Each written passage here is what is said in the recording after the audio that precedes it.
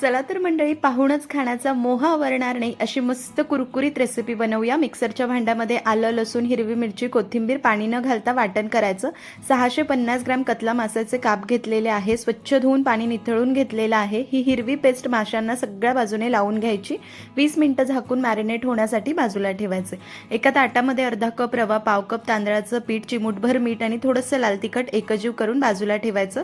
दुसऱ्या प्लेटमध्ये काही मसाले घ्यायचे, लिंबाचा रस घालायचा, थोडं थोडं पाणी घालून ओलवून घ्यायचं। चवीनुसार मीठ घालून एकजीव करायचं। मसाल्यांची पेस्ट तयार झाली।